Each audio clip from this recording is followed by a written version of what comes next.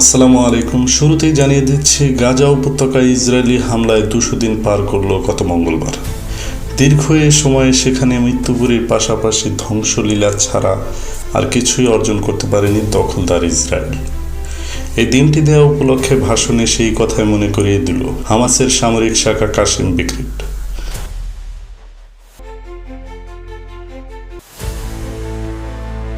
দুর্দর্শ এই শাখার মুখপাত্র আবু উবাইদা 200তম দিবসে এক বক্তৃতায় বলেছেন, গাজাতে ইসরায়েল যুদ্ধের পর থেকে তার সব লক্ষ্য অর্জন করতে ব্যর্থ হয়েছে। এই 200 দিন এবং হামাসের প্রতিরোধ ছিল ফিলিস্তিনের পাহাড়ের মতো উঁচু এবং অকল্পনীয়। আবু উবাইদা বলেন, শত্রুরা এখন জটিল পরিস্থিতির মুখোমুখি। তারা গাজা উপত্যকার বালুতে আটকা পড়েছে। তারা লজ্জা আর পরাজয় ছাড়া কিছুই পাবে না।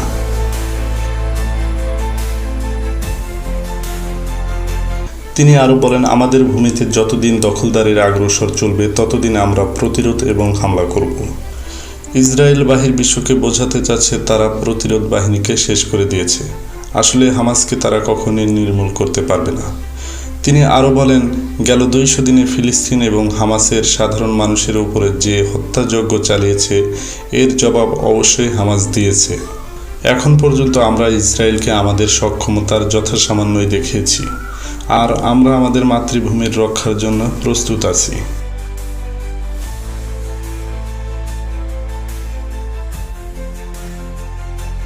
এদিকে ইসরায়েল ভাবছে হামাসের সামরিক শাখা আল কাসেম ব্রিগেড, শহীদ ব্রিগেড, প্যালেস্টাইন ইসলামী জিহাদ আন্দোলন সহ বেশ কয়েকটি প্রতিরোধ গাজা উপত্যকায় অবস্থান করছে এবং ইসরায়েল সেনাদের বিরুদ্ধে নিয়োজিত রয়েছে।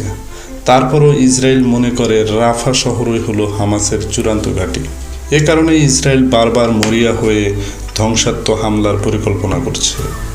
আবু উবাইদা জানান, গাজার কোনো স্থান নয়, গাজার প্রতিটি বালুতে মিশে আছে হামাস যোদ্ধা।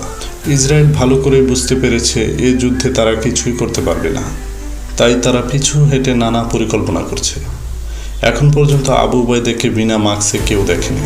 তাকে দেখার জন্য বাহির বিশ্বের কৌতূহল যেন কম নয়।